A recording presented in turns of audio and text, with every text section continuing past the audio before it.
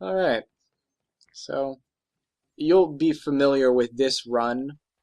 Steal the horse, don't get noticed by the guards, run off to the side so the patrol in front of you doesn't trigger, Yeah. and clear off into the jungle. Yeah. Staple of this game. Spending 10 minutes traveling in between missions.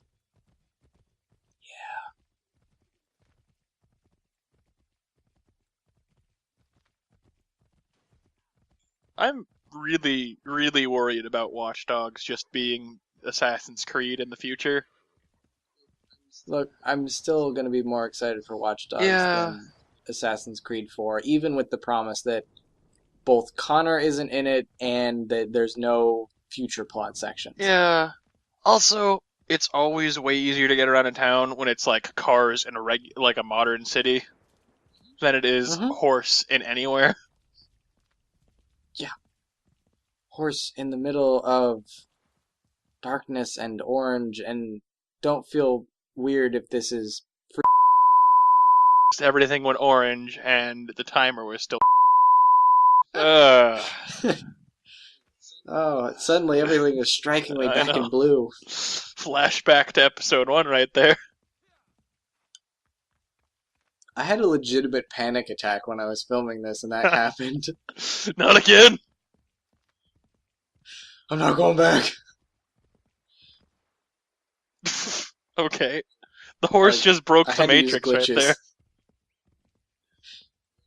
We are in the Matrix, and I had to use it.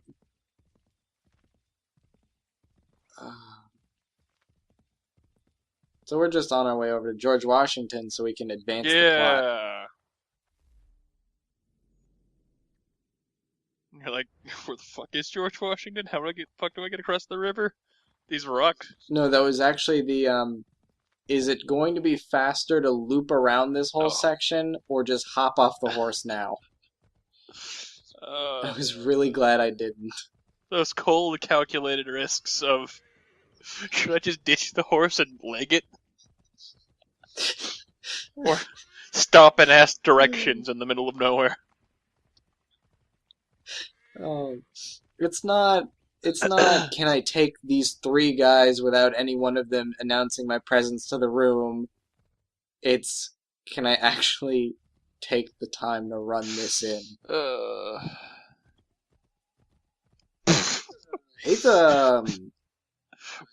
classic dismount. Also, why the shit are Redcoats so fucking close to George Washington's base right there? Lee, not Washington. You seem to think I favor him, but my enemy is a notion, not a nation. It is wrong to compel obedience, whether to the British Crown or the Templar Cross. And I hope in time the Loyalists will see this too, for they are also victims. You oppose tyranny, injustice. These are just symptoms. Their true cause is human weakness. Why do you think I keep on trying to show you the error of your way? You have said much, yes, but you have shown me nothing.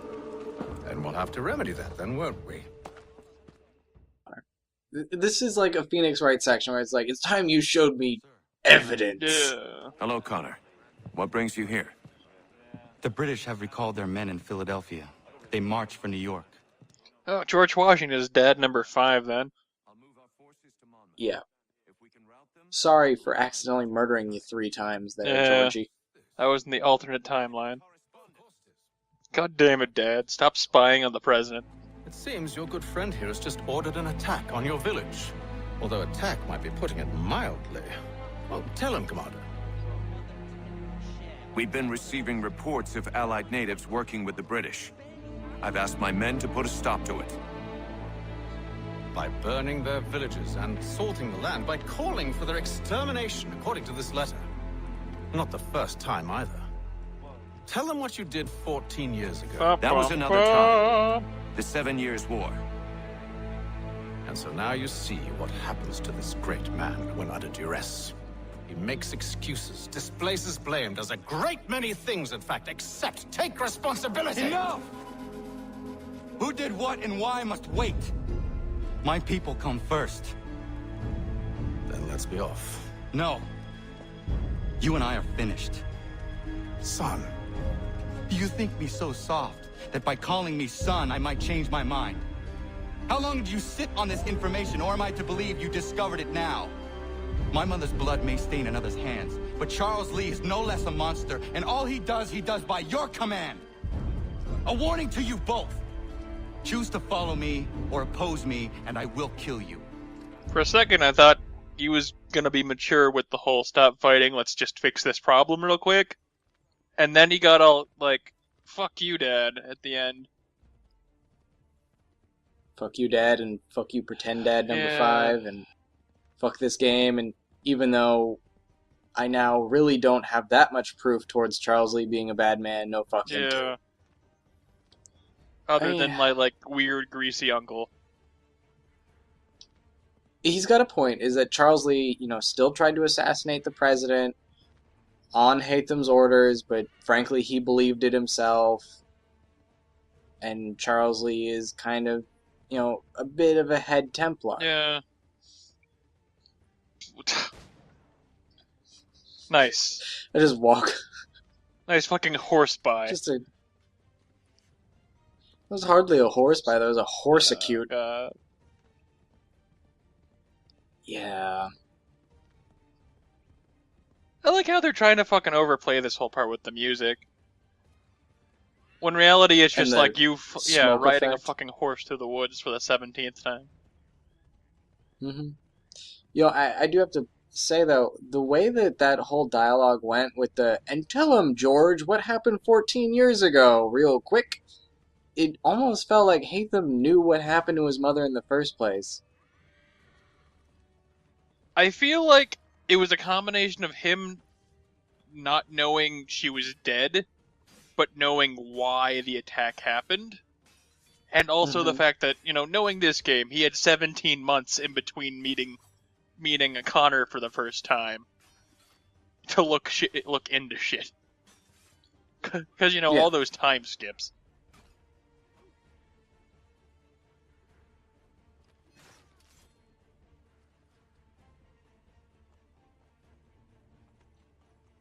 I don't know. It's actually not that much time that's gone on between Connor hanging out with his dad. Well, okay, so he met up, they're trying to find the food rations. They did their... No, they traveled all the way to New York, which took a while, and then... What the fuck? I don't did know, that he just animal fucking do? Matrix jumped. But yeah, no, they had the 1 month time skip, and I'm not sure if there were any other time skips, but I wasn't really paying attention. Well, okay, so as far as when Connor actually said that that his mom died, he's basically been with Hatham the entire time. That's true. Up until, right now when Hatham was like, meet me by George Washington, and Connor was like, K.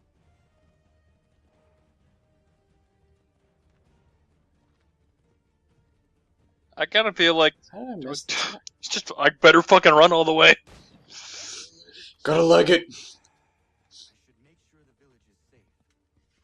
I don't know. I'm kind of annoyed by Connor always doing like the moral high ground, high horse fucking horse shit he always does when he doesn't really have a leg to stand on because he's just as fucking ruthless as everyone else.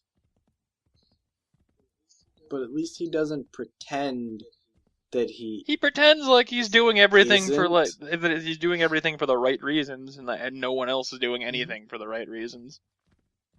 Yep. He's just as bad as everyone else. For the same exact reasons. Maybe that's the point of the game, is that we hate him for character reasons, and that he's a hypocrite, and that's what we're supposed to learn, is that... I'm pretty sure he's not supposed to be a hypocrite. I'm pretty sure the game's writing is just like, well, everyone likes Connor because he's just a Native American super Jesus. And he's just so cool, and he does all this stuff. And the bad guys are evil because reasons. Yeah. For a black second, I decided to try and play devil's advocate.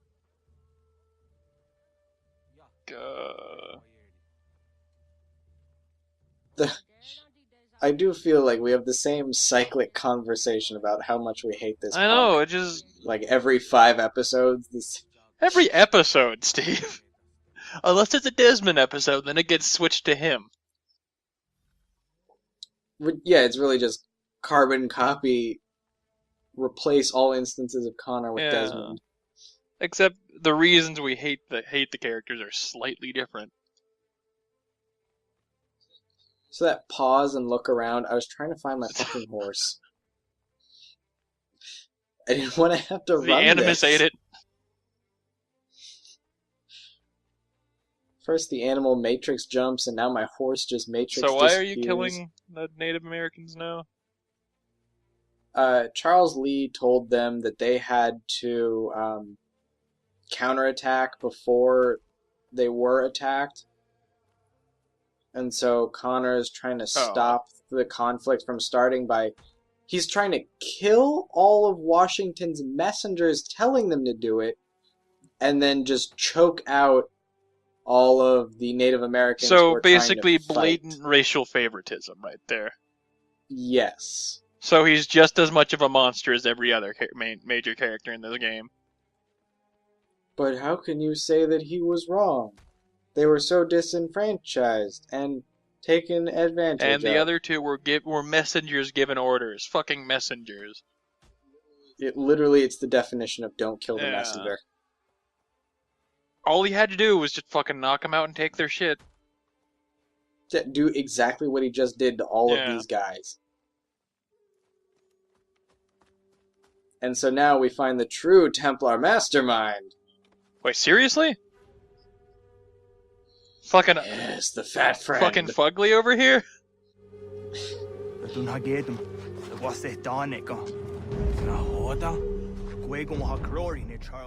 That sounded stupid, by the way. Oh yeah, I forgot they speak in Spanish Italians. No, it's just like, it sounded like a completely different voice actor just saying Charles Lee.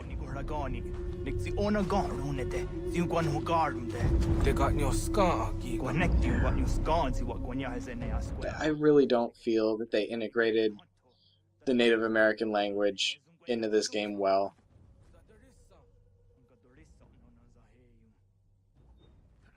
Like, I think one of the main problems with it is it doesn't flow nearly as well as the Italian did in the other game. Because it wasn't the entire sentence. It was bits and pieces of it that were very recognizable because they were, like, common words that people actually knew what they meant.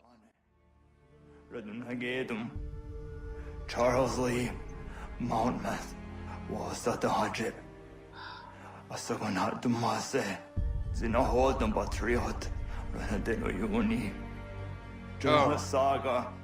Connor looks so sad now. He killed his fat friend. Who's got blood all over his face, despite being stabbed in the side. Which Connor totally could have not done. Like... He had this guy on him with the knife pressing down, and I'm not saying that he didn't need to use his blade, but he didn't need to just, like, immediately go for the lethal in the side, bleed out. It's the warrior instinct, Steve. You don't know when it'll trigger, and you can't account for it, Steve. But I can certainly press the left trigger button to start it off. Oh, now it's daytime. Yay! I'm so glad it's daylight. Once again, breaking my immersion. Oh. It's night. What? Nope. It's night day. What? It's Matrix time. It's like the game remembered, oh shit, it's supposed to be smoky at night. Fuck. Let me just fix that real quick.